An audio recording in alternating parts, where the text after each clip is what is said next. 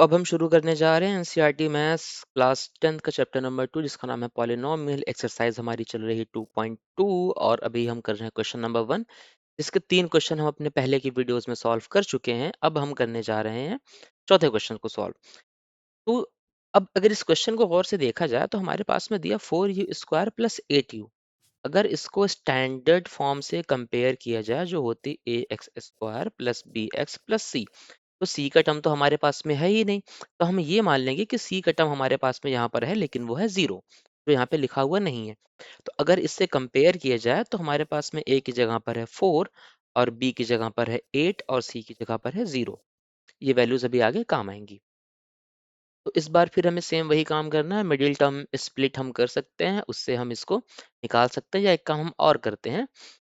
हम ये कर सकते हैं कि हमें दिख रहा है कि 4u इसमें भी है 4u इसमें भी है, मिडिल टर्म से नहीं हो पाएगा, सॉरी, इसको अलग तरीके से करना होगा। तो हमने दोनों में से 4u को कॉमन ले लिया, तो हमारे पास में क्या बचा, पहले इसको बराबर करते हैं 0 के। 4u² plus 8u is equal to 0।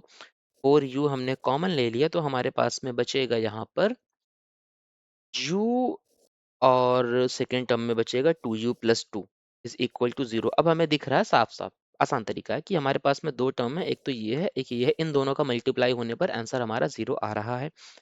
तो अब एक काम करते हैं, पहले हम करेंगे 4u बराबर को 0 के रखेंगे और दूसरी बार में हम u प्लस 2 को 0 के बराबर रख के चेक करेंगे कि दोनों में से कौन है जो इस वैल्यू को 0 कर रहा है। तो 4u का अगर 0 के बराबर रखेंगे, इसका मतलब ये हुआ कि 4 में हमने किसी नंबर का मल्टीप्लाई किया और वो 0 आ गया, और ये तभी है जब इसमें हम 0 का मल्टीप्लाई करेंगे। इसका मतलब कि u की वैल्यू यहाँ से क्या होगी, वो होगी 0। एक वैल्यू यहाँ से मिल गई। अब दूसरी वैल्यू के लिए हम यहाँ आते हैं। u plus 2 is equal to 0, that means u is equal to -2। दो वैल्यूज हमने यहाँ से निकाल ली हैं। तो हम ये कह सकते हैं कि हमारा अल्फा है वो है 0, यहाँ लिख सकते हैं अल्फा इज इक्वल टू 0 और बीटा इज इक्वल टू -2। दो वैल्यूज हमने यहाँ से निकाल ली। अब हमें काम क्या करना है, हमें करना वेरीफाई।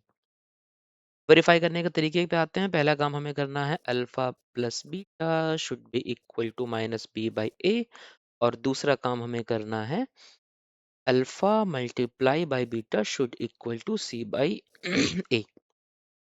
अल्फा प्लस बीटा करके देखते हैं। अल्फा हमारा आया है 0 प्लस बीटा हमारा है -2 should be equal to -b/a, और b हमारे पास में क्या था, b हमारे पास में था 8, -8 और a था 4।